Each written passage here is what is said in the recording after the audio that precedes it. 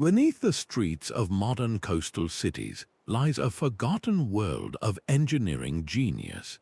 Ancient port cities like Alexandria and Carthage developed hidden infrastructures so advanced that our satellite maps and digital surveys still miss them completely. By the end of this journey, you will understand 25 revolutionary systems that powered these civilizations for centuries. How did entire networks of freshwater channels and subterranean docks vanish from history? What can these ancient solutions teach us about building sustainable cities today? What does it say about us that we are only now discovering what was lost for millennia? Archaeologists in Istanbul once broke through into a hollow space beneath the city, expecting a forgotten cellar. Instead, their lights illuminated a perfectly arched tunnel, its walls still damp, stretching into darkness in both directions. They had found a subterranean freshwater channel from ancient Constantinople, a masterpiece of engineering that functioned for over 1,000 years. This was not a simple ditch. It was a precisely calculated aqueduct carved through miles of rock and soil, bringing fresh water from mountains over 100 miles away directly to the city's thriving ports.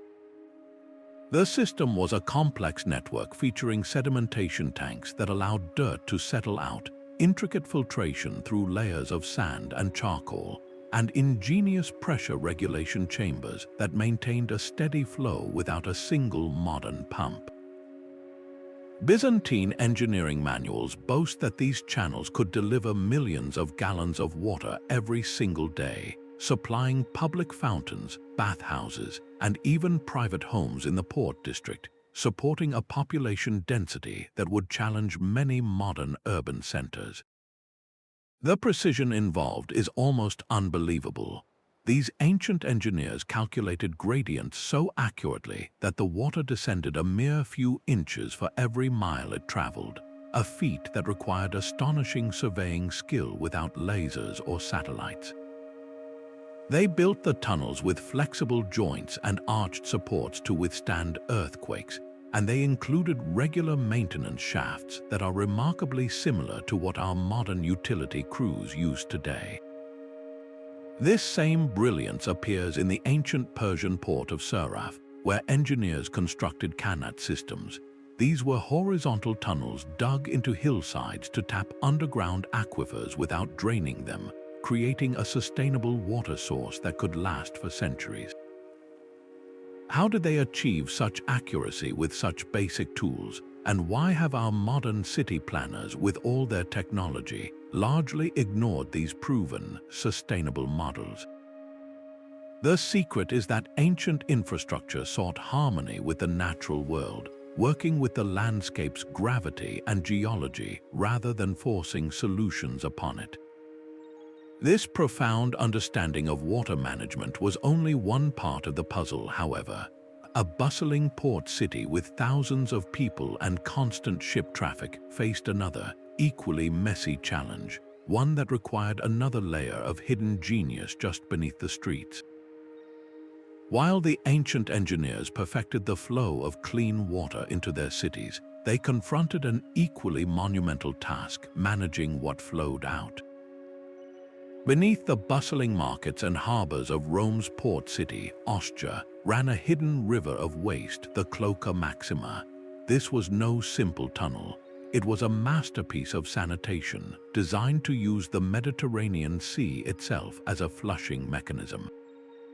Engineers timed the outflow gates with the tides, allowing the sea to surge in and scour the tunnels clean, harnessing the ocean's pulse to maintain the system. The network featured inspection chambers where workers could monitor flow, anti-backflow valves to prevent seawater from flooding the city during storms, and settling basins that separated solid waste from liquid long before it reached the open water. These were not just drains, they were the city's circulatory system for removing disease. In Phoenician ports like Tyre, archaeologists have uncovered similarly advanced sewers that were meticulously routed to ensure waste was carried far from freshwater springs and busy shipping lanes. This was a clear, deliberate effort to protect both public health and the economic lifeblood of the harbor. The builders selected materials specifically designed to resist saltwater corrosion, a challenge that still costs modern coastal cities billions. Historical records from ancient Alexandria describe a metropolis free from the plagues that would later devastate medieval Europe, a direct result of these hidden networks that channeled filth away from populated areas. The recently uncovered drainage systems there reveal an astonishing redundancy, with multiple parallel channels that could be isolated for repair without ever shutting down the port's frantic activity.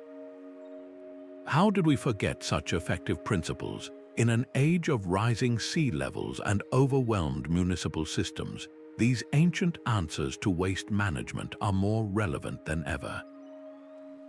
This sophisticated control over water and waste enabled another, even more surprising logistical feat: the creation of vast subterranean landscapes dedicated to preserving the city's most vital commodity, food. But keeping a city alive required more than just managing what came in and went out. It demanded secure reserves for the lean times. Deep beneath the ports of ancient Carthage, far from the sun and salt air, lay a hidden landscape dedicated to survival itself. These were not dark, musty cellars, but vast, climate-controlled granaries, engineered to preserve precious grain shipments from across the Mediterranean for years on end. Imagine a multi-level complex, a subterranean fortress of food, where different chambers were meticulously designated for specific commodities. Some held grain, others olive oil in vast ceramic jars, and still others preserved fish and meats using techniques lost to time. These facilities were masterclasses in passive engineering. Their architects understood the land's breath, orienting ventilation shafts to catch the prevailing winds, creating a constant, gentle airflow that prevented rot and mold without a single electric fan. The walls were lined with special clay mixtures that acted as natural moisture barriers, while the use of aromatic woods like cedar and cypress in the construction naturally repelled insects and rodents. At Leptis Magna, excavations have uncovered storage facilities so vast they could have held enough grain to feed the entire city's population for multiple years. This was not just a warehouse, it was an economic stabilizer. Historical records show that Roman port cities used these reserves with strategic brilliance, releasing grain during shortages to prevent price speculation and social unrest. They even had sophisticated inventory systems with marked containers and ledger stones, allowing administrators to track supplies with remarkable accuracy. How did ancient civilizations develop such sophisticated food preservation techniques without a single watt of electricity? And why, in our pursuit of energy-intensive refrigeration, have we largely abandoned these brilliant, sustainable models? The sheer volume of grain stored in these underground citadels points to another hidden marvel: the incredibly efficient transportation networks that funneled this lifeblood from ship to storage with almost seamless precision. The seamless flow of goods from ship to storage was only possible because of a hidden web of passageways running beneath the city streets. In the ancient port of Piraeus, serving Athens, a subterranean network of cargo transfer tunnels functioned like a metropolitan artery, moving commodities directly from the dockside to central warehouses and bustling markets. This system eliminated the chaos of surface-level cart traffic, protected valuable shipments from both theft and the harsh Mediterranean sun, and ensured a steady, predictable flow of supplies. These were far from simple holes in the ground. They were carefully engineered corridors, complete with loading docks cut into the tunnel walls, ventilation shafts that brought fresh air deep underground, and ingenious early conveyor systems. Workers used wooden rollers and graded ramps to move massive amphorae of oil and wine and heavy sacks of grain with surprising efficiency, a silent, continuous procession of wealth flowing beneath the feet of the city's citizens. Recent surveys using ground-penetrating radar at Ephesus have revealed a similarly sophisticated network. There, subterranean passages connected the bustling port directly to the heart of the city, including the famed Library of Celsus. This suggests an entire urban logistics network was integrated into the city's foundation, moving goods to major institutions without disrupting the civic life above. The construction was a marvel in itself. Arched ceilings, perfected by Roman engineers, distributed the immense weight of the city above, while built-in drainage channels handled storm seepage and occasional flooding. Security checkpoints at key junctions allowed authorities to monitor and tax the goods moving through this hidden world, transforming these tunnels into regulated economic zones. Historical merchant accounts from Alexandria describe how these underground networks enabled operations to continue day and night, in any weather, granting these ancient ports a relentless 24-hour efficiency that would be the envy of many modern terminals. This gave them an undeniable competitive edge in the ancient world. Perhaps the most staggering aspect is the engineering itself. Creating stable, dry underground spaces in coastal environments, with their high water tables and constant threat of earthquakes, required a profound understanding of geology and hydrodynamics. Modern tunnel engineers still study the techniques these ancient builders used to prevent collapse and flooding in soft, unstable ground. How did they achieve such logistical throughput, moving cargo volumes that could strain facilities today? The answer lies in a principle we are only now rediscovering: the seamless integration of transportation directly into the urban fabric, creating a dedicated, protected space for the lifeblood of commerce. This incredible efficiency in moving valuable goods, however, created a pressing new problem, one that demanded an equally ingenious and hidden solution: how to protect it all. This seamless flow of goods created an irresistible target, and the ancient world's greatest ports answered with hidden defenses of breathtaking complexity. Beneath the waters of Syracuse's harbor lay not just rock, but a submerged forest of stone spikes and timber barriers, invisible from the surface until an enemy ship's hull was torn open. The entire coastline was a weaponized landscape. Artillery emplacements were carved directly into the natural cliffs, their openings camouflaged to look like ordinary sea caves, while narrow, secret channels were known only to local pilots, allowing supply ships to slip through the tightest naval blockades. This was a multi-layered shield, integrating the very geography into its design. At Caesarea Maritima, recent sonar mapping has exposed the genius of its underwater foundations. Engineers constructed massive, sloping stone aprons that were deliberately unstable. When a siege vessel tried to ram the harbor walls, its hull would ride up these slopes, only to have the foundation blocks collapse in a controlled landslide, dragging the attacker underwater. The strategic thinking was profoundly sophisticated.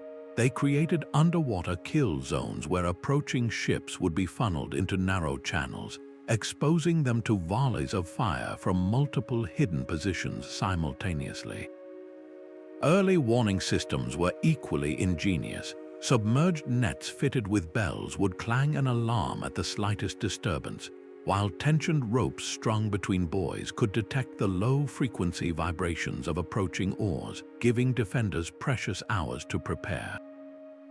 Historical accounts of Alexander the Great's siege of Tyre detail how the city's hidden underwater palisades and mobile chains frustrated his fleet for months, forcing his engineers to invent entirely new siege technologies to overcome them. The defenders of these ports even manipulated the environment itself. They built tidal gates that could be opened to deliberately flood low-lying areas where enemy troops might mass, turning the ground into a treacherous bog. Communication between these hidden posts used reflected sunlight from polished bronze shields, or exploited the way sound travels over water, allowing whispered orders to be passed across surprising distances. How did they achieve such comprehensive awareness without radar or satellites? They mastered a deep, intuitive reading of their environment, seeing the harbor not as a static place, but as a dynamic system of water, wind, and stone that could be orchestrated for defense. This seamless coordination between distant lookout posts and central command required another, even more elusive kind of infrastructure, one that moved not goods or soldiers, but information itself. A hidden web of information pulsed beneath the stone of these ancient ports, a nervous system faster than any human runner. In roads, a hydraulic telegraph network used water clocks and synchronized valves to send coded messages across the island in minutes. A series of stations, each with an identical water-filled tank and a calibrated rod, could transmit complex alerts. When a signal was sent, a torch would be lit, and water would be drained from the tank until the floating indicator matched a pre-arranged mark on the rod, at which point the next station would replicate the process. This created a chain reaction of light and water that could warn of pirate sightings or coordinate ship arrivals with stunning speed. Recent digs in Alexandria have uncovered narrow terracotta pipes, once dismissed as simple drains, that are now believed to be part of a pneumatic message system. A coded token could be sucked through these tubes by creating a vacuum, rushing orders from a central administrative building directly to the harbormaster's office. These systems were not just clever gadgets, they were integrated command networks. Carthaginian defenders used precisely angled sheets of polished bronze to flash sunlight across vast distances, a line-of-sight telegraph that could relay simple codes from coastal watchtowers to the city's heart. The complexity is staggering. They developed primitive ciphers to protect sensitive military or trade information, and they built redundant relay stations to ensure a message would find a path even if one post was compromised. Maintenance crews were tasked with keeping the bronze mirrors polished and the pneumatic tubes clear, a logistical feat in itself. How could they achieve such reliable communication without a formal understanding of fluid dynamics or optics? They perfected these systems through relentless practical experimentation, turning observation into a reliable technology. This mastery over information flow allowed for a level of coordination that directly shaped the daily lives of every citizen and visitor, managing the immense human energy that powered the city's relentless rhythm. This hidden network of information required a physical command center, a place where all the threads of commerce and defense could be woven together. Deep beneath the Agora of Miletus, archaeologists uncovered a complex of subterranean council chambers where the city's leaders governed the port's frantic activity. These were not gloomy bunkers, but carefully engineered spaces designed for clarity and control. Strategic light shafts channeled daylight deep underground, illuminating maps and ledgers, while the curved walls were shaped to amplify whispers and carry voices clearly across the room, ensuring every word of a crucial trade negotiation was heard. The design enforced both security and social order, with separate stairways allowing merchants, military commanders, and customs officials to enter through different routes, each leading to dedicated, secure chambers of their own. In the port district of Pompeii, a similar underground complex reveals how deeply this administrative logic was embedded. One chamber was reserved for scribes recording cargo manifests on wax tablets, its walls lined with niches for scrolls. Another, more secure room held the strongboxes for port taxes, while a larger hall featured a massive stone table etched with a map of the harbor, its berths and channels updated as silt shifted. The entire complex was a masterpiece of passive environmental control. The thick stone walls acted as a thermal mass, keeping the rooms cool during blistering summer heat and retaining warmth in the winter. Carefully positioned ventilation shafts created a gentle cross breeze, circulating air and preventing the stagnation that could plague sealed spaces. Perhaps the most telling feature was the small, beautifully carved alcove found in every one of these centers, a ritual space where officials would pour libations and seek divine favor before a fleet set sail. This fusion of practical governance and spiritual practice was central to their operations. Historical records indicate that during civil unrest or a sudden squall, the entire port administration could retreat below ground, continuing their work without interruption. The city's economic heart kept beating. How did they construct these vast, stable rooms in soft, waterlogged soil? The engineering was as sophisticated as the governance. They built upon deep pilings of resin-soaked timber that resisted rot, and layered clay and crushed pottery to create impermeable barriers against the ever-present groundwater. The arched ceilings were not just for grandeur, they distributed the weight of the city above, allowing these spaces to endure for centuries. What governance principles were embedded in these architectural choices? The separation of access routes promoted specialized, efficient workflows. The emphasis on clear acoustics and good light reflected a value for transparent deliberation. The integration of ritual spaces acknowledged that the city's fate was tied to forces beyond human control. This holistic approach to administration, where the practical and the profound shared the same foundation, contributed directly to the remarkable longevity of these maritime powers. The constant need for divine favor in such a precarious enterprise as seafaring points to a deeper layer of the city's hidden infrastructure, one that catered not to logistics or defense, but to the human spirit itself. The same stone that channeled cargo and commands also cradled the sacred. Beneath the merchant quarters of ancient Byblos, a different kind of infrastructure lay hidden, dedicated not to commerce but to the human soul. Here, in subterranean temples carved from the living rock, maritime traders conducted solemn ceremonies before their voyages, seeking divine protection from the unforgiving sea. These were not gloomy caverns, but meticulously engineered spiritual landscapes.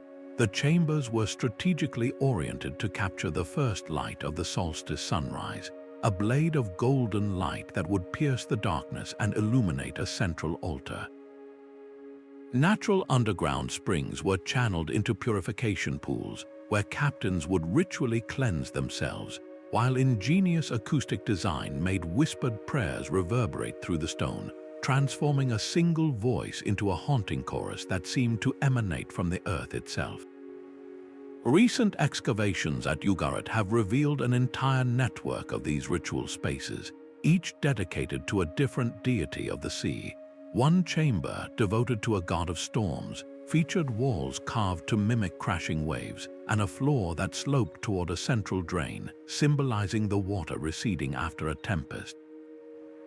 Another, for a goddess of safe passage, incorporated both a freshwater spring and a channel that brought in salt water from the coast, a powerful physical representation of the union between land and ocean that these sailors risked their lives to cross. The construction was a profound act of synthesis. The builders didn't just carve out space, they integrated natural geological features into their sacred architecture, using existing fissures as sound amplification tubes and positioning altars upon resonant stones that hummed with the vibrations of the sea. These hidden sanctuaries served a vital, practical purpose in the port's ecosystem.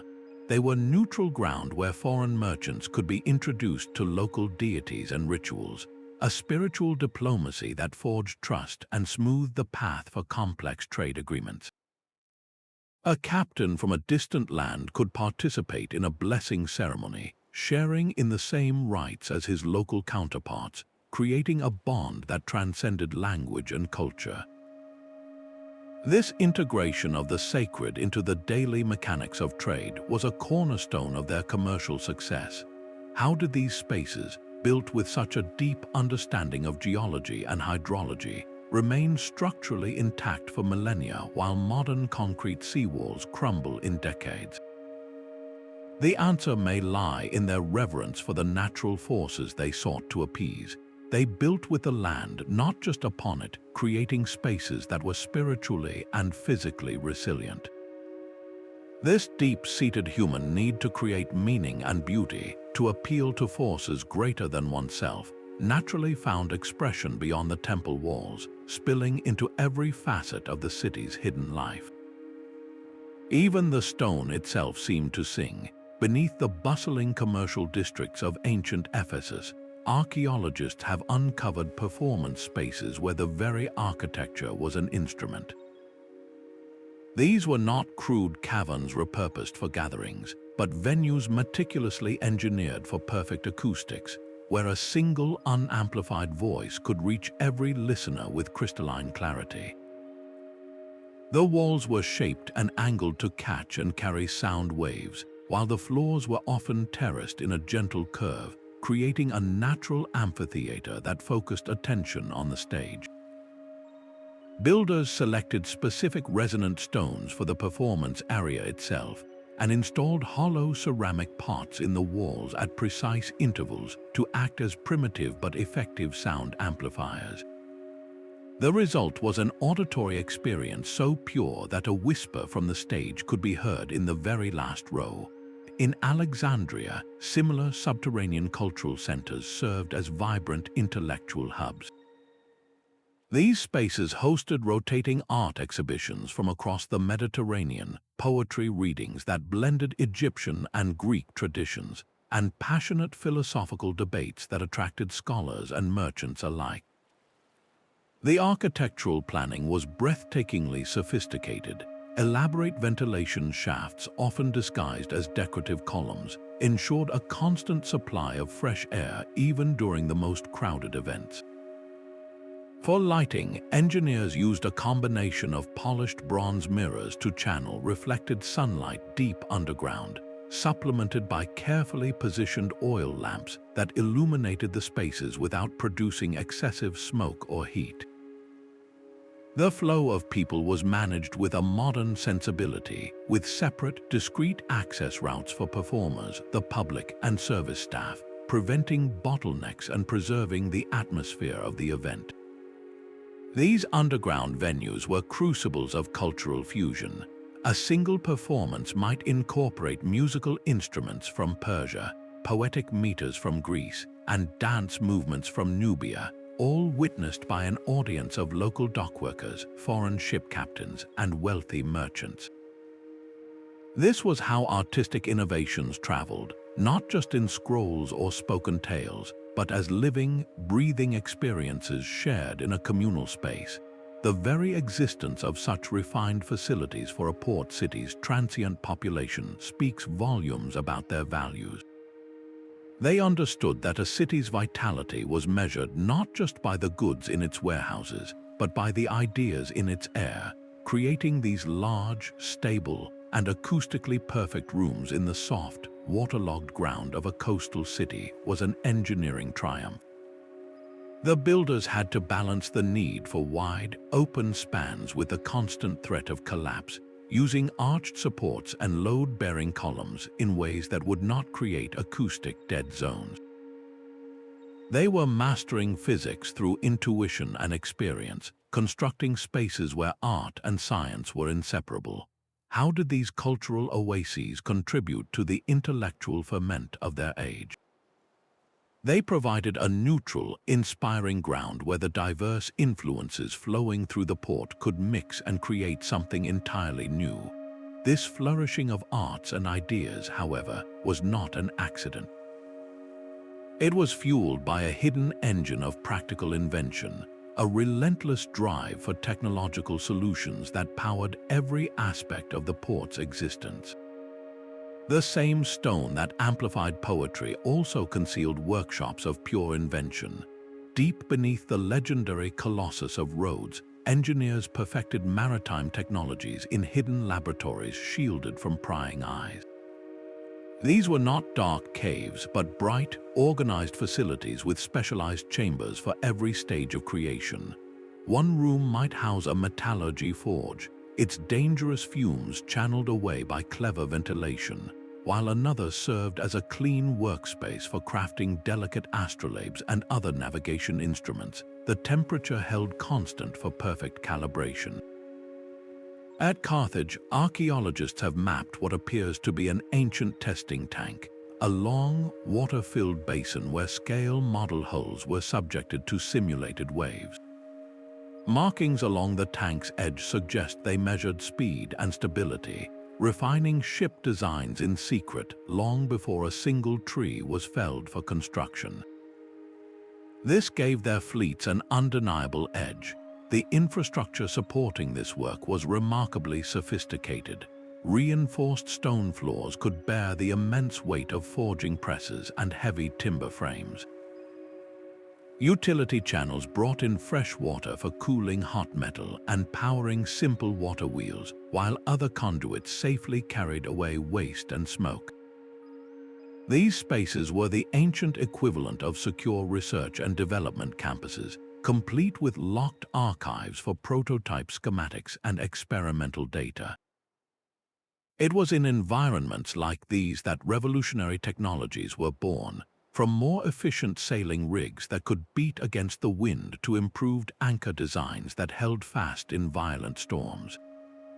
How did these hidden spaces accelerate progress? They provided the three things every innovator needs: uninterrupted time, protected resources, and a controlled environment for systematic experimentation. They understood that true advancement requires isolation from the daily chaos, a principle that every modern tech incubator quietly follows. This relentless drive for better tools and techniques was fundamentally about maximizing efficiency, about achieving more with less effort, which leads us directly to the most fundamental resource any civilization must manage: the energy that powers it all. Beneath the rhythmic crash of waves, an entire city hummed with a different kind of energy. The port of Tyrus was powered by a hidden mechanical heart, a subterranean network of gears and shafts that channeled force from the sea, from animals, and from human labor. This was not a collection of simple machines, but an integrated power grid, a precursor to Industrial Revolution technology lost for over a millennium. Archaeologists at Ostia have uncovered vast underground chambers housing massive circular treadmills. Teams of workers would walk these endless loops, their collective effort transferred via a central vertical shaft to a complex arrangement of wooden gears. From there, the rotational power could be split and redirected through underground tunnels, driving cargo cranes on the docks, grinding mills for grain, and even lathes in workshops manufacturing trade goods. The genius was in the distribution. They developed ingenious clutch systems, using levers to engage or disengage power to specific devices without stopping the entire network. This allowed a single power source, like a tidal wheel catching the ocean's pulse, to operate a crane loading a ship by day and a mill processing flour by night. The engineering challenges were immense. How do you maintain constant torque when your power source is the variable strength of the tide or the fatigue of a human worker? They solved this with massive flywheels, heavy stone discs that stored rotational energy, smoothing out the delivery of power and preventing jerks that could snap wooden gear teeth. In the abrasive, sandy air of a coastal city, lubrication was critical. They used rendered animal fats and plant oils in carefully designed drip channels to keep the wooden machinery running smoothly. and they built access ports at every major gear junction so maintenance crews could inspect and replace worn parts without excavating the entire street above. Historical records from Roman engineers boast that these systems enabled a relentless 24-hour operational cycle, turning raw materials imported in the morning into finished goods for export by the evening. This gave them a staggering economic advantage. How did they achieve such mechanical sophistication without standardized parts or precision tools? It was a triumph of empirical knowledge, of generations of craftsmen refining designs through observation and iteration. These sustainable networks, powered by renewable forces and human collaboration, offer a profound lesson in localized, resilient energy. This mastery over mechanical force allowed for another layer of industrial might, the rise of specialized manufacturing hidden right beneath the city's surface. The relentless hum of industry did not echo through open courtyards but pulsed silently beneath them. In the port of Piraeus, a subterranean world of specialized workshops turned raw imports into coveted exports. This was not a single, gloomy cavern, but a district of carefully engineered production centers, each optimized for a specific craft. One chamber, dedicated to textile dyeing, maintained a constant high humidity to keep precious fabrics pliable, its walls lined with channels that distributed steam from a central boiler. Another, for delicate glassworking, was carved from a thermally stable bedrock that resisted temperature swings, ensuring the molten silica cooled without cracking. Nearby, metal smelting furnaces roared in rooms with powerful ventilation shafts that siphoned toxic fumes up and away from the workers, a primitive but effective industrial safety system. Recent excavations at Cadiz have painted a vivid picture of this integrated manufacturing logic. Archaeologists found a complex where raw ivory entered one chamber for rough carving, moved through a connected passageway for detailed sculpting, and then proceeded to a final polishing room before emerging as finished figurines ready for export. The material handling was brilliantly efficient. Small carts on grooved tracks and gravity-fed chutes minimized the heavy lifting between production stages, creating a proto-assembly line buried deep beneath the city streets. This industrial planning extended to waste, a testament to their foresight. Runoff from dyeing vats, rich with chemical residues, was channeled not into the sea, but into separate containment pits for treatment or reuse. Quality control was embedded into the process itself, with designated stations where inspectors would examine goods under the steady light from a vertical shaft before they could proceed to the next stage. How did these hidden factories contribute to the ancient economy? They transformed simple trading hubs into powerhouses of value-added production. A city no longer just sold raw timber, it sold beautifully crafted furniture.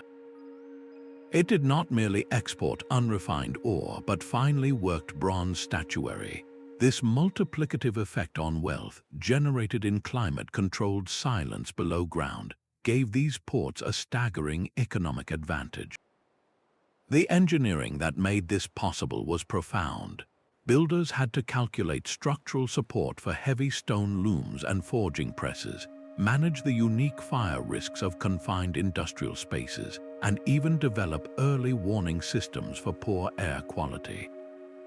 They were mastering the principles of lean manufacturing and industrial ecology millennia before the terms existed. This relentless transformation of raw material into finished goods, all happening out of sight, required a parallel system just as sophisticated to track the immense commercial value it created.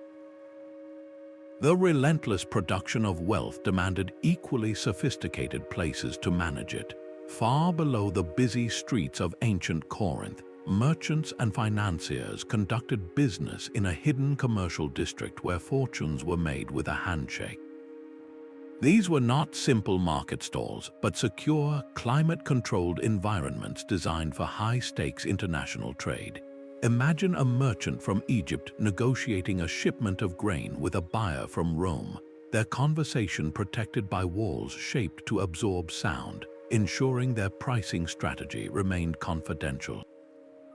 In another chamber, a shipowner might be purchasing insurance for a dangerous voyage, the terms recorded by a notary in a dedicated office carved directly into the bedrock.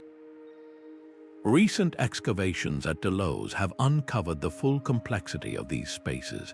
Archaeologists found entire complexes with standardized weighing stations where all goods were measured against official weights, removing a major source of dispute. They uncovered secure vaults with massive stone doors, designed to protect precious metals and important contracts from both theft and fire. The architectural planning was meticulous. Multiple, discrete escape routes provided security for individuals carrying valuable items, while strategic light shafts allowed merchants to examine the quality of gemstones or the authenticity of a seal on a document in perfect, natural light. These underground districts operated almost as independent commercial city-states. Historical records indicate they had their own private security forces, their own swift systems for resolving contractual disputes, and business practices that were more advanced and standardized than those in the chaotic markets above ground. This separation was deliberate. It created a stable, predictable environment where international traders, who might not share a language or legal system, could transact with confidence. How did the very design of these rooms foster trust? Symbolism was woven into the stone. Entrances were often flanked by carvings of the god Hermes, protector of commerce, and contracts were frequently sealed in rooms featuring inlaid mosaics of clasped hands. The engineering challenges were significant. Builders had to create spaces that felt both secure and accessible, imposing enough to discourage dishonesty, yet welcoming enough to encourage deal-making. They managed atmospheric conditions with precision, ensuring the humidity levels were low enough to preserve papyrus scrolls and prevent precious metals from tarnishing. This fusion of architecture, governance, and psychology created the world's first dedicated financial centers. The principles developed in these subterranean halls, standardized weights, secure transaction spaces, and reliable dispute resolution became the invisible foundations of international commerce.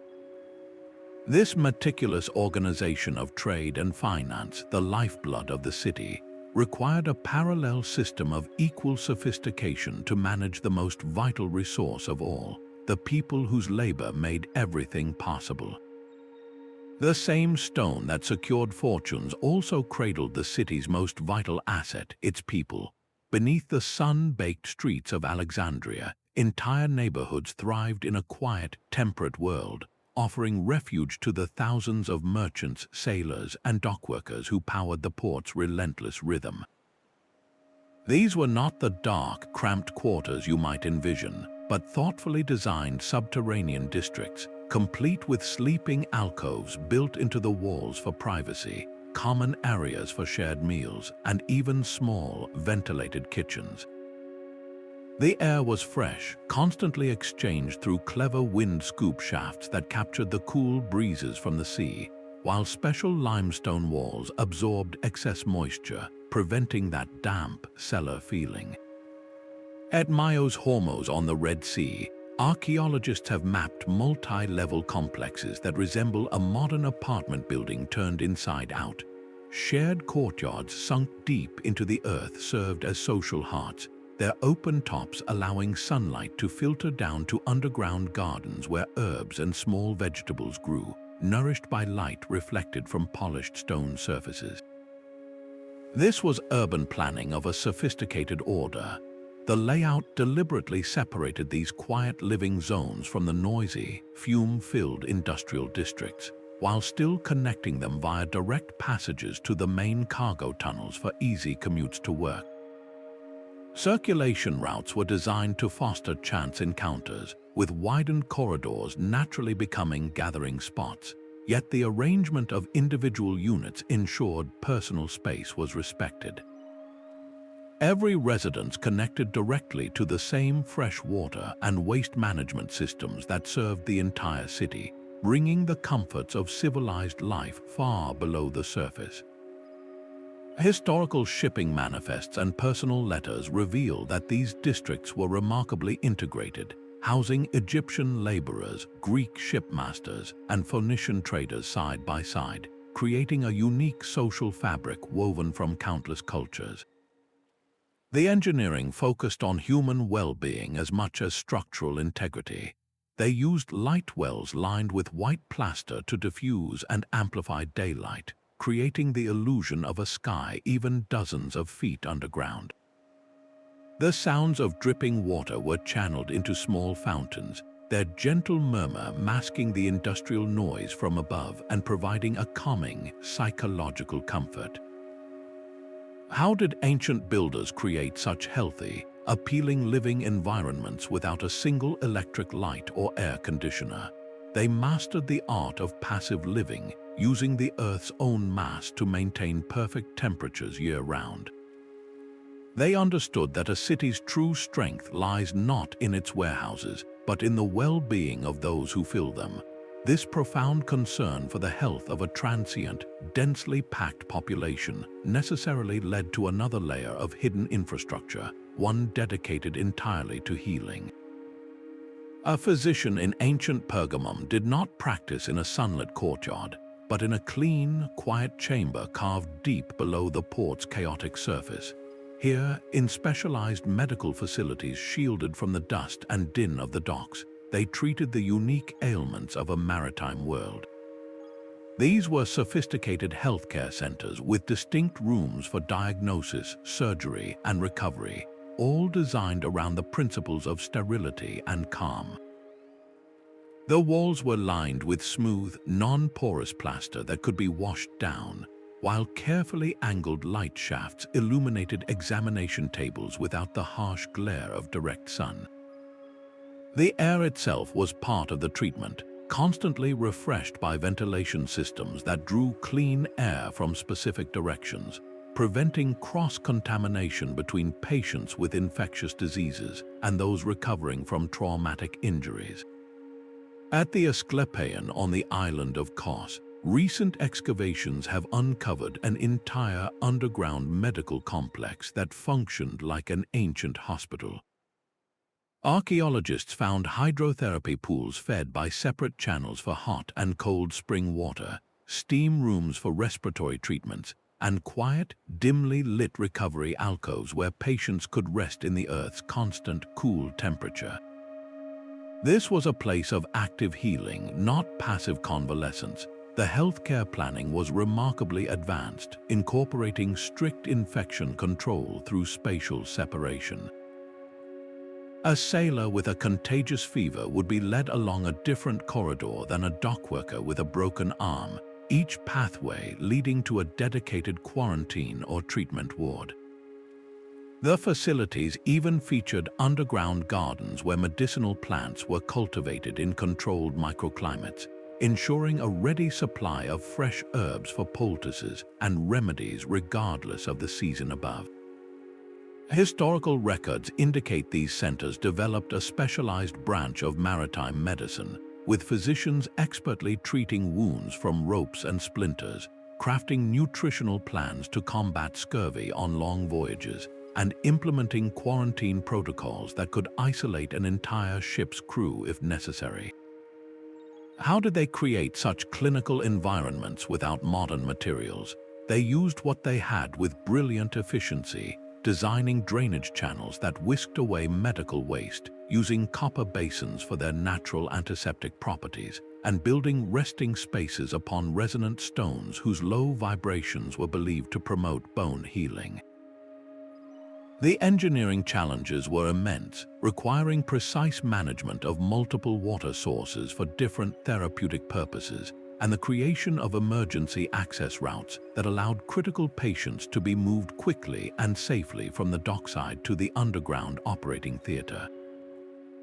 This holistic approach to wellness, which treated the patient's environment as critically as their symptoms, points to a medical philosophy we are only now rediscovering.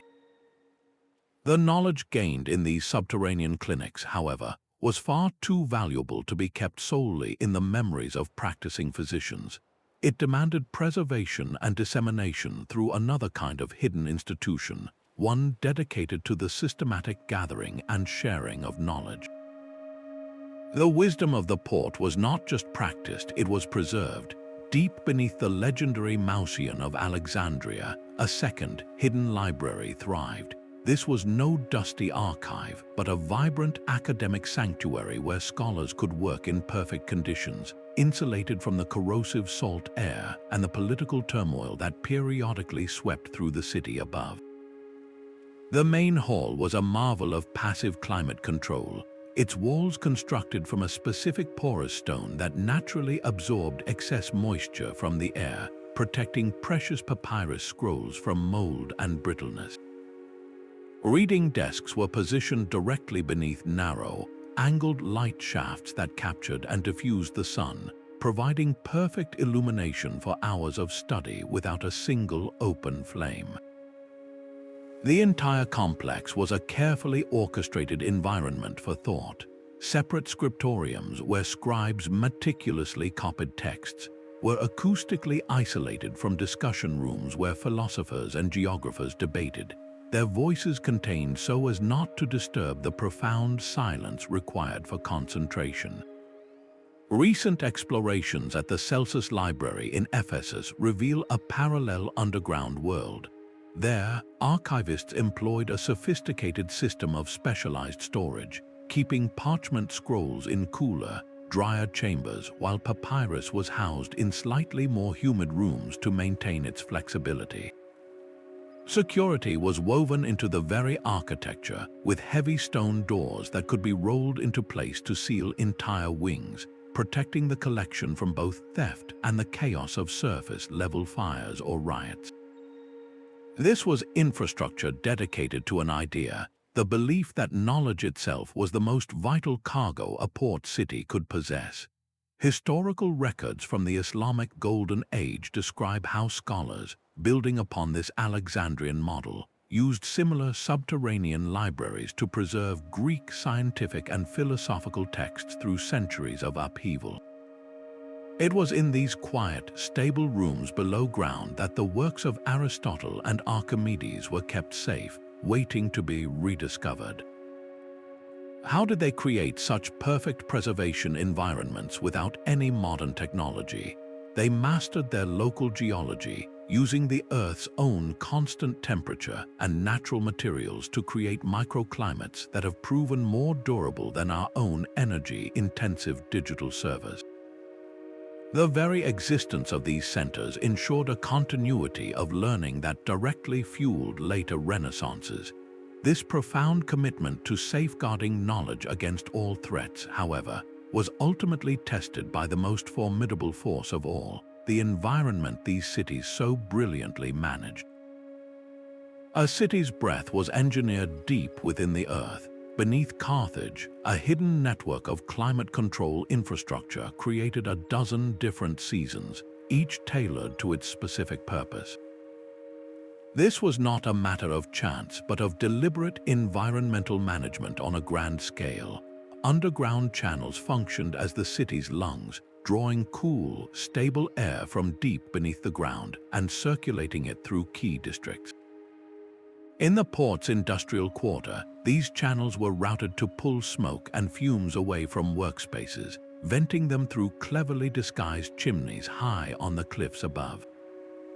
Meanwhile, in residential areas, the same system delivered fresh, filtered air. The builders used thermal mass with brilliant proficiency, constructing walls and floors from specific types of stone that absorbed the day's heat, releasing it slowly throughout the cool night to moderate indoor temperatures without a single fire. At Leptis Magna, recent excavations uncovered underground wind-catching towers made of stone, their openings perfectly oriented to capture the prevailing breezes. These towers funneled air over subterranean pools of water, chilling and humidifying it before it flowed silently into public buildings and wealthy villas, a form of ancient air conditioning that required no electricity. The system was holistic.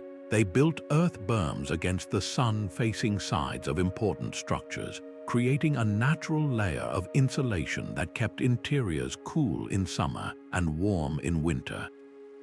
They even managed noise pollution by sinking the noisiest industrial activities, like metal forging and grain milling, into sound-dampening subterranean chambers, their clatter absorbed by the earth. Pollution control was equally sophisticated. Tunnels dedicated solely to directing industrial runoff prevented toxins from contaminating the soil or the harbor, channeling waste to designated containment areas far from freshwater sources. The entire city rested upon a foundation of passive hydrology, where natural drainage channels carved into the bedrock managed stormwater, not by rushing it out to sea, but by slowing its flow, allowing it to percolate down and replenish the very aquifers the city depended on. How did they achieve such a deep understanding of their local microclimate? They were master observers, spending generations learning the language of the wind and the water table. They designed their city not as a conqueror of the landscape, but as a participant within it. This profound integration created an urban environment that was not only more comfortable and healthy for its inhabitants but staggeringly efficient, reducing the need for external energy to a fraction of what a surface-level city would require. Such meticulous control over the daily environment, however, was only possible because of an even deeper preparation for the moments when that control was utterly shattered.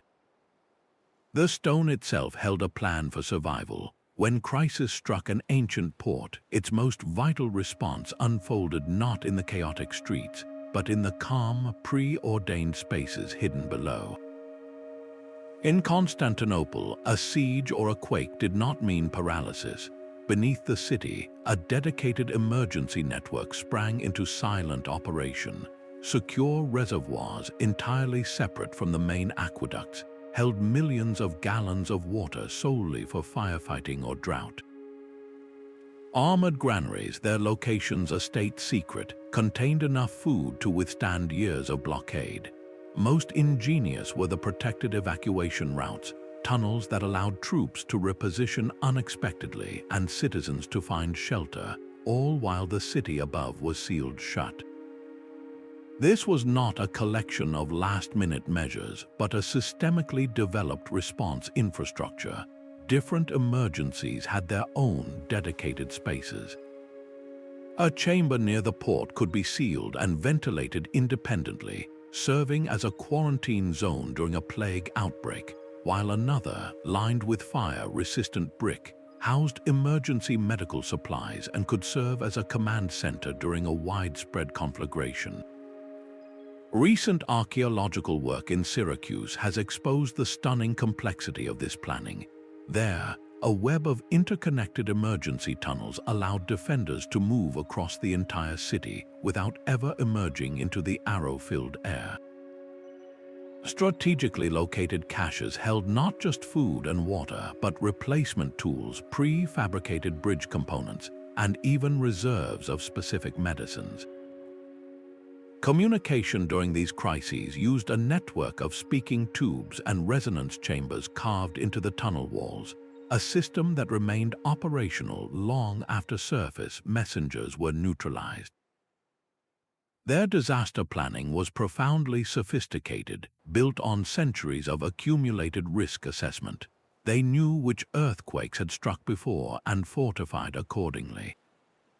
They understood the patterns of seasonal storms and designed their harbor defenses to mitigate the damage. This planning embraced redundancy, with multiple secret springs tapped as backup water sources and several overland escape routes maintained in case the primary tunnels were compromised. Training was embedded in civic life, with regular drills ensuring that gatekeepers, soldiers, and even civilian leaders knew exactly where to go and what to do when the alarm sounded. Historical accounts describe how these hidden systems allowed critical port functions, like ship repair and naval communication, to continue during full-scale sieges that would have shattered other cities. A fleet could be supplied and its commanders could receive orders, all from deep within a protected underground labyrinth. This gave them an almost supernatural resilience, a reputation for being unconquerable that was as valuable as any wall. The engineering behind this endurance was a discipline in itself. They built structures intended to remain functional after a disaster, using flexible masonry that could sway with tremors and designing tunnel supports that would create survivable voids even in a catastrophic collapse. They had to design for wildly different emergencies, a system that could handle both the slow creep of a plague and the instant devastation of an earthquake, all within the same physical network. Perhaps their greatest challenge was maintaining this readiness over decades, even centuries, without a major emergency, a test of bureaucratic discipline that few modern cities could meet. How did this ancient approach forge such profound urban resilience? They understood that a city's true strength is measured not in its peaceful prosperity, but in its capacity to endure chaos. They planned for the inevitable disaster, making it a part of their city's fundamental design rather than an afterthought.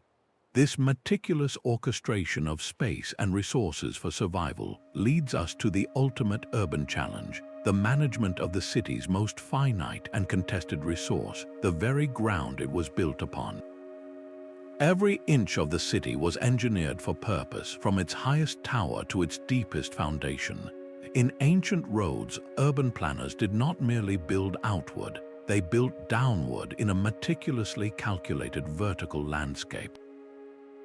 The city functioned as a three-dimensional machine, with different levels assigned specific roles to maximize the utility of every scrap of precious space. The bustling harbor surface handled markets and public ceremonies, but directly beneath this, a subterranean world of workshops absorbed the noise and fumes of industry. Further below still lay quiet residential quarters and secure storage, all connected by a network of ramps and stairs that separated the flow of goods from the movement of people. This was not haphazard digging, it was deliberate vertical zoning, an architectural philosophy that understood a city's health depended on separating incompatible activities while keeping them intimately connected. Recent findings at Tyre reveal this principle in stunning detail. There, the clamor of metalworking and pottery kilns was confined to the deepest underground levels, their smoke vented through cleverly designed chimneys that emerged far from residential areas.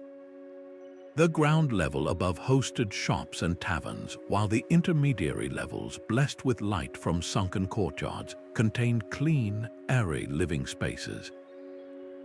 This careful stacking created a harmonious urban environment where a family could sleep peacefully just one level above a bustling forge, completely insulated from its disruptive presence. The planners mastered the channeling of daylight, using reflective shafts to illuminate workshops and light wells to bring sunshine deep into residential quarters. Circulation was a science in itself, with wide, gradual ramps for cart traffic and narrow, efficient staircases for pedestrians, ensuring a smooth flow of human and commercial energy without dangerous intersections. Public squares were not sprawling surface-level plazas, but often multi-level terraces and sunken gardens that created pockets of community space woven throughout the vertical city.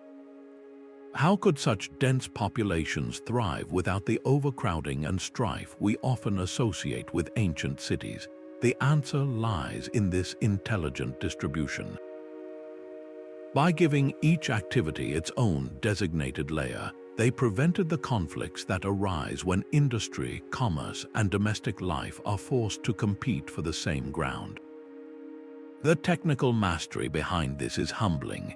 Builders possessed a deep, intuitive understanding of soil mechanics, knowing exactly how to shore up walls in soft coastal ground and how to distribute the enormous weight of surface structures across multiple underground levels. They used arched vaulting and load-bearing columns not as mere ornament, but as essential components of a durable, multi-story underground world. Their construction techniques, employing local stone and volcanic cement, created spaces that have remained stable for millennia, outlasting countless modern structures. These cities achieved population densities that would challenge modern urban planners, all while maintaining a quality of life that supported social stability for centuries. They prove that density itself is not the enemy of livability, poor design is. The brilliant organization of space, however, was only one half of the urban equation. These cities also had to master the organization of time, creating a daily rhythm that could synchronize the activities of thousands. The city's pulse was measured by a hidden clock. Deep beneath Alexandria, in chambers shielded from the city's noise, officials managed the most elusive resource of all, time itself. This was not a single clock tower, but a distributed temporal network. In one underground vault, a complex water clock measured the hours with a steady drip, its flow rate adjusted by season to account for changes in temperature and humidity. In another, a celestial observation shaft cut vertically through the rock allowed a single beam of sunlight or starlight to strike calibrated marks on the floor, tracking the sun's zenith and the passage of key constellations. These were not separate tools, but nodes in an integrated system that synchronized the entire port's frantic rhythm. The data from these hidden chambers allowed officials to publish the official time, regulating the opening of markets, the changing of guard shifts, and the standardized working hours for thousands of dockworkers. This created a shared tempo that eliminated chaos. A ship's captain knew precisely when the customs house would open. A warehouse manager could schedule his team to unload a vessel the moment it docked, and merchants could coordinate meetings across the city without confusion. The efficiency gains were immense. By aligning ship movements with the precise timing of the tides, they minimized the costly waiting periods that plague modern ports.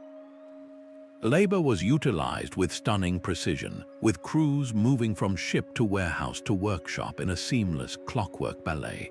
Archaeological finds at Ugarit reveal a similar sophistication, where underground observatories tracked lunar cycles to create agricultural and religious calendars that also dictated the best times for launching trading expeditions to catch seasonal winds.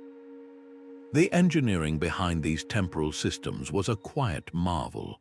Creating a water clock that remained accurate through the seasons required an understanding of hydraulics and fluid dynamics that seems to defy their era. They built compensation tanks to account for evaporation and designed orifices that resisted clogging from sediment.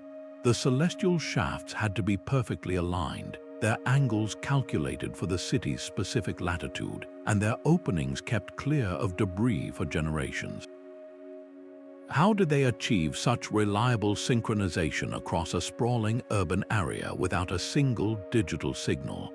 They used the city's own infrastructure, training messengers to carry the official time to key districts through the same subterranean tunnels that moved cargo, creating a human network that updated public sundials and signaled shift changes with bells and horns.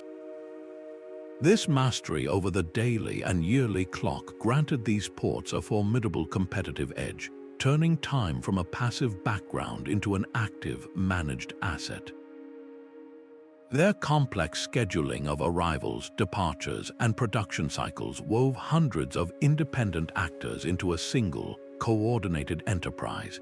This precise orchestration of every minute and every movement reveals the ultimate ambition of these ancient engineers to build a city that functioned not as a chaotic accident, but as a single living machine. The true genius of these cities was not just moving things, but moving them in perfect, separate streams. Beneath the grand marble streets of Ephesus, an entire second city was dedicated to circulation, a subterranean world where traffic never collided. Separate underground passages were engineered for specific purposes, creating a fluid, efficient ballet of motion. Wheeled cargo carts rumbled along wide, gently graded ramps, their stone surfaces grooved for better traction. Just a few feet away, but separated by a sturdy wall, stepped passages allowed pedestrians to climb quickly between the port and the city center, safe from the crush of commercial transport. Most ingenious were the narrow, direct corridors reserved solely for messengers and emergency responders, enabling urgent information to race across the metropolis unimpeded. This was not a chaotic undercroft but a meticulously planned transportation network, a forgotten model of multimodal planning. Recent ground-penetrating radar surveys at Piraeus have exposed the stunning complexity of these systems, revealing multiple stacked levels that completely separated the flow of commercial goods from the daily movement of citizens. Archaeologists found loading interfaces where goods could be transferred directly from underground barges to subterranean warehouses, or from carts to human porters, all without ever surfacing into the crowded markets above. The planning considered the human element as much as the logistical one. Wayfinding was baked into the architecture itself, with distinctive column shapes or patterns in the stonework guiding people to different destinations. Small, alcoved rest areas were carved at regular intervals, providing shade and water for porters and their animals engaged in the backbreaking work of moving amphorae and grain sacks. Security checkpoints at critical intersections allowed authorities to monitor the flow of valuable commodities, transforming these tunnels into regulated, safe commercial zones. Historical evidence suggests this separation of flows allowed ancient ports to handle volumes of people and goods that would congest many modern urban centers, all while preserving the aesthetic beauty and social tranquility of their surface-level plazas and temples. How did they achieve such seamless circulation in an era without traffic lights or engineering software? The principles are strikingly contemporary. They prioritized dedicated lanes for different modes of transport, created safe pedestrian pathways, and understood that efficiency comes from separation, not from forcing everything into the same congested space. The engineering itself was a monumental challenge, creating stable, dry passages in the soft, waterlogged soils of a coastal city. They perfected ventilation shafts that used the natural convection of rising warm air to pull fresh breezes through even the deepest tunnels, and they developed construction techniques that allowed new corridors to be built with minimal disruption to the city thriving above them. This mastery over the flow of life within the city, however, was only half the story, for it all culminated at the most dynamic and challenging interface of all, the ever-changing boundary between the stone city and the restless sea. The harbor's edge was a living machine. At Caesarea Maritima, the stone quay was not a static wall but a dynamic, responsive interface with the sea. Engineers carved deep channels that ran inland from the docks, channels that connected to a network of subsurface chambers. These weren't just for drainage, they were tidal lungs. As the sea rose during a storm surge, water would flood into these chambers instead of crashing over the quay, dissipating its destructive energy underground. When the tide receded, the chambers would empty through one-way gates, ready for the next pulse of the ocean. This system created a stable, predictable water level along the most critical loading docks, allowing cranes to operate and goods to be transferred regardless of the weather churning the open harbor. The sophistication is breathtaking. At Carthage, archaeologists have found evidence of floating dock mechanisms. Wooden platforms were hinged to massive stone foundations, allowing them to rise and fall with the tide.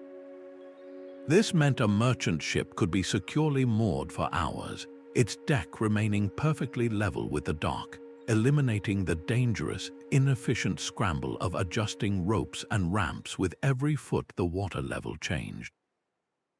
How did they build such durable, moving parts in saltwater, an environment that corrodes modern steel in years? They selected specific, resinous woods that resisted marine borers and used bronze fittings that formed a protective patina instead of rusting away. The entire waterfront was a lesson in energy redirection. Breakwaters did not just block waves, they guided them. Their submerged foundations were designed with openings that funneled powerful currents into narrow channels, where the water's force would be used to naturally scour silt from the harbor bottom, a self-cleaning mechanism that prevented the port from choking on sediment. Maintenance was woven into the design. At Leptis Magna, engineers built access tunnels that ran behind and beneath the seawalls, allowing crews to inspect and repair the structures from the inside, from the dry safety of a subterranean passage, without ever confronting the open sea. This was infrastructure that thought ahead, that anticipated decay, and made its reversal a routine, manageable task.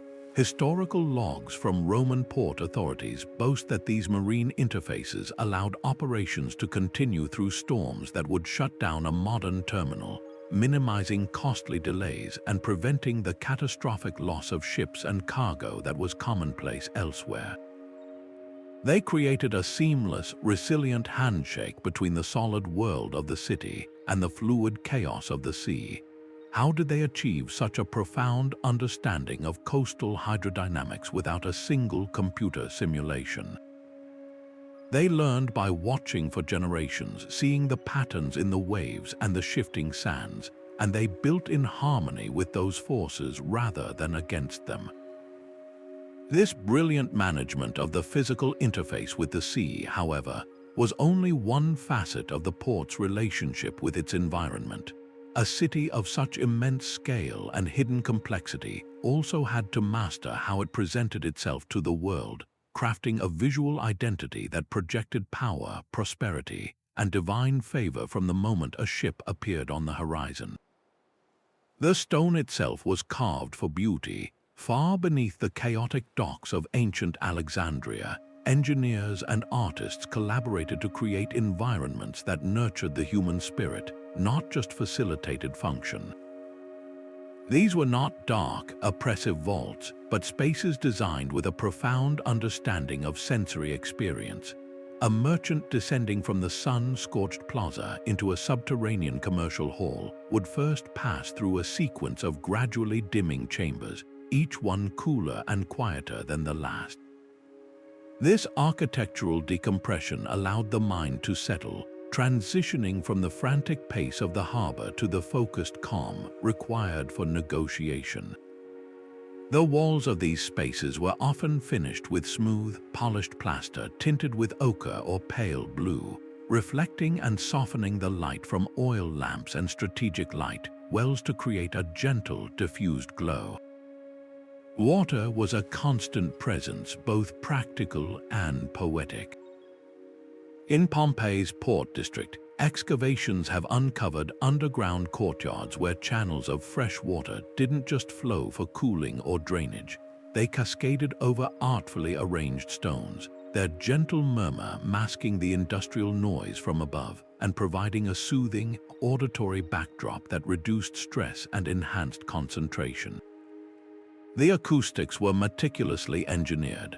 A council chamber would be shaped to carry a speaker's voice to every corner, while a private meditation alcove might be lined with absorbent materials to create a pocket of profound silence, a rare luxury in a dense, noisy city. The choice of materials was both scientific and aesthetic. Builders selected specific stones for their visual texture and thermal properties, using veined marble to create a sense of movement in a static wall or porous limestone to naturally regulate humidity. They understood that people would not care for spaces they found ugly or oppressive. Historical records indicate that the most beautifully maintained underground areas were also the most functionally resilient, their aesthetic appeal fostering a sense of pride and ownership that ensured generations of upkeep. How did they create such valued spaces without any connection to an outside view? They turned inward, using sequences of rooms, the interplay of light and shadow, and the textures of native materials to create a self-contained sense of place. They proved that habitability is not just a matter of physical safety, but of psychological comfort. This deliberate crafting of underground beauty was not an isolated luxury, but a foundational strategy for managing the incredible diversity of people and cultures that constantly flowed through the city's heart. A merchant from Egypt and a shipmaster from Rome did not seal their deal in a sunlit forum, but in a carefully engineered underground hall in Delos, a space designed for one purpose: to make strangers into partners. These were not just taverns or meeting rooms, they were sophisticated social engines built to dissolve cultural barriers. The architecture itself was a silent diplomat. A central courtyard might feature a fountain styled after Egyptian designs, while the surrounding colonnades used Greek proportions, and the alcoves were furnished with Phoenician textiles. This deliberate blending of visual cues signaled to everyone that this was a neutral, shared territory, a place where no single culture held dominion. Recent excavations at Ostia have uncovered an entire complex dedicated to this social alchemy. One wing housed a series of small, intimate dining rooms, each decorated with motifs from different regions, allowing a group of foreign merchants to feel a sense of home while conducting business. These rooms all opened onto a large, shared garden courtyard with a central fire pit, a universal gathering spot that naturally drew people together after their private meals. The entire layout was a masterpiece of social planning, balancing the human need for cultural comfort with the strategic benefit of forced interaction. Ritual spaces were equally integrated. A single subterranean sanctuary might feature altars to Roman, Greek, and Egyptian deities arranged in separate but equal niches, allowing a captain to make an offering to his own god while standing shoulder to shoulder with a trader praying to another. This shared spiritual practice, conducted in a mutually respectful environment, built a foundation of trust that mere contracts could never achieve. The commercial and the social were intentionally woven together. Negotiations begun in a formal meeting room could effortlessly transition to a relaxed social lounge, where relationships were strengthened over shared food and wine. This was where a simple cargo agreement could evolve into a long-term partnership where families might be discussed and mutual understanding could flourish. How did these ancient planners create such successful multicultural hubs without a single diversity consultant? They understood that integration is not about erasing differences, but about creating a new, shared identity in the spaces between cultures. They designed for encounter, for the casual conversation that reveals common ground. The architectural challenges were profound. They had to accommodate wildly different social practices, from seating arrangements to dining customs, all within a single, cohesive complex. Ventilation systems had to handle the smoke from various styles of incense and cooking, while acoustic buffering ensured that a boisterous celebration in one room did not disrupt a solemn negotiation in another. They even managed the flow of people to prevent any one group from dominating the space, using multiple entrances and circular pathways to encourage mixing. Historical records suggest that the ports which invested most heavily in these subterranean social infrastructures enjoyed longer-lasting trade alliances, and far less civil unrest than their more segregated rivals. The social cohesion manufactured in these beautiful, hidden rooms became the true bedrock of their economic and political stability. This meticulous cultivation of human connection, of transforming transactional encounters into enduring community, points toward the ultimate, unifying purpose that lay behind every tunnel, every chamber, and every hidden innovation. These hidden networks were the city's living memory, carved in stone and water. The subterranean infrastructure of ancient ports did more than channel resources. It preserved hard-won knowledge across generations.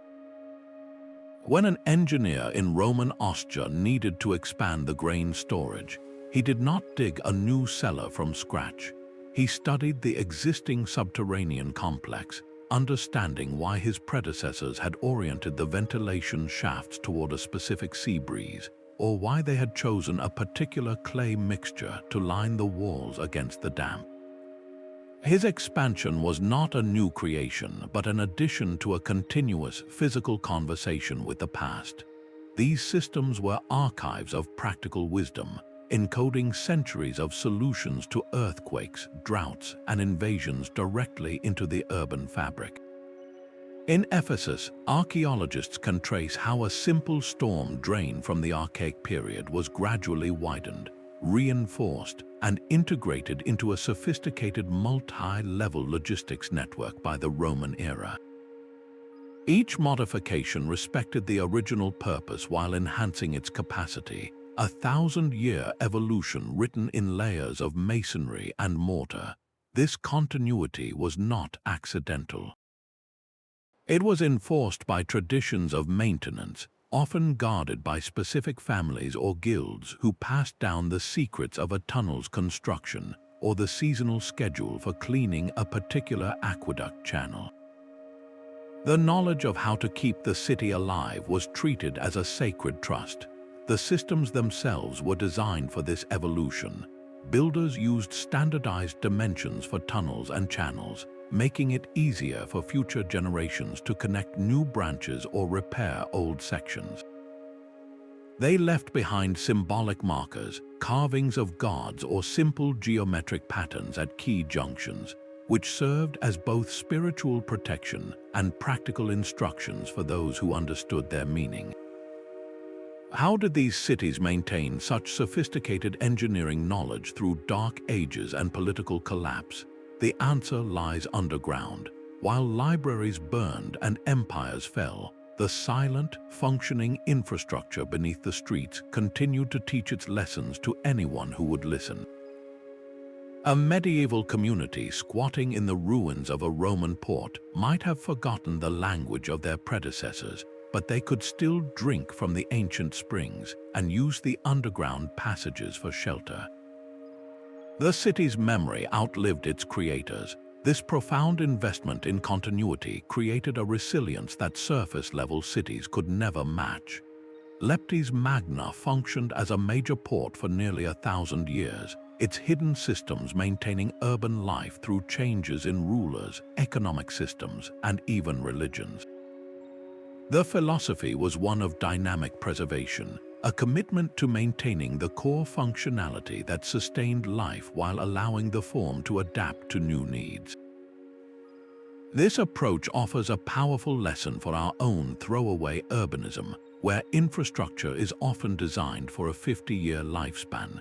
These ancient builders thought in centuries, embedding a legacy of survival into the very ground beneath their feet. They understood that a city's true history is not just recorded in texts, but is lived daily in the flow of its water and the stability of its foundations. The enduring success of this hidden world makes its disappearance from our maps and our collective awareness not just puzzling, but profoundly significant. Our modern maps remain blind to these ancient marvels not through any simple oversight, but because of a deep-seated cultural paradigm. For centuries, we have operated under the assumption that technological progress is a straight line, a narrative where the past is inherently more primitive. This paradigm blindness leads us to interpret a subterranean tunnel as merely a drain, not as part of a sophisticated logistics network, because our framework cannot accommodate such complexity in a pre-industrial society. We dig for palaces and tombs, the dramatic symbols of power, while walking over the true engines of civilization that lay hidden below. The very methods of archaeology have, until recently, been biased toward the visible and the monumental. A golden sarcophagus is instantly recognizable as a major find, whereas the subtle gradient of a 1,000-year-old water channel requires painstaking analysis to even detect its purpose. This interpretive bias means that funding and fame have traditionally flowed toward treasures, not toward the quiet genius of infrastructure. In active modern cities built atop these ancient ports, the problem is even more practical. How do you conduct a thorough archaeological survey beneath the foundations of a skyscraper or the tangled web of a subway system? The cost and disruption are immense, creating a massive barrier to discovery. Our own urban landscapes literally bury the evidence, shielding it from view and from our understanding. Knowledge itself became fragmented. The engineer who studies Roman concrete rarely speaks to the hydrologist modeling ancient aquifers, and neither compares notes with the urban planner designing a new waterfront district. These systems were holistic, but our modern disciplines are not, creating silos of expertise that prevent us from seeing the complete picture. The ancient knowledge itself was part of the problem. This was not theoretical physics written on scrolls for scholars to preserve. It was practical, hands-on wisdom passed from master builder to apprentice, a living tradition of how to maintain the tidal gates or clean the ventilation shafts. When a society collapsed, when a plague decimated the guilds, that irreplaceable knowledge could vanish in a single generation. The libraries might survive, but the muscle memory of the city did not. We also consistently project our own categories onto the past. We see a channel and call it a sewer, missing its role in climate control or defense. We assume that without electricity, their solutions must have been crude, failing to grasp the elegant power of passive engineering that harnessed gravity, wind, and thermal mass. We overlook the environmental wisdom embedded in their designs because we are conditioned to seek high-energy, high-tech solutions. What do we stand to gain by overcoming these barriers? The answer is nothing less than a new blueprint for urban resilience. These ancient systems offer proven models for managing water, waste, and energy with breathtaking efficiency and sustainability. They teach us that a city's true strength lies not in its imposing skyline, but in the silent, intelligent networks that sustain life beneath the surface. Recognizing our own blindness is the first step toward rediscovering a legacy of engineering genius that has been waiting in plain sight, or rather, just beneath it for 1,000 years. These 25 hidden systems reveal a civilization in profound conversation with its environment. Ancient engineers did not seek to conquer nature with brute force, but to orchestrate its rhythms, creating cities that breathed with the tides and thrived on the wind.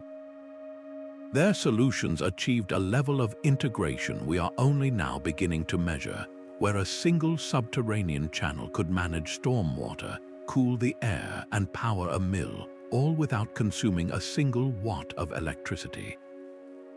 This was not primitive technology. It was a different kind of sophistication, one rooted in harmony and resilience.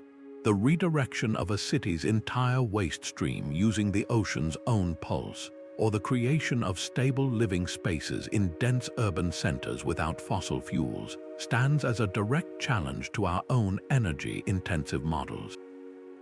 These ancient ports offer us a forgotten blueprint for urban survival. As modern cities face rising seas and overstressed grids, the wisdom carved into this stone is suddenly urgent. It teaches us that sustainability is not a future invention, but a recovered art. It shows that a city's true intelligence is not always visible in its skyline, but often lies in the quiet, patient systems working just out of sight. Perhaps our greatest innovation will be to rediscover what was never truly lost, only waiting for us to look beneath our feet with new eyes.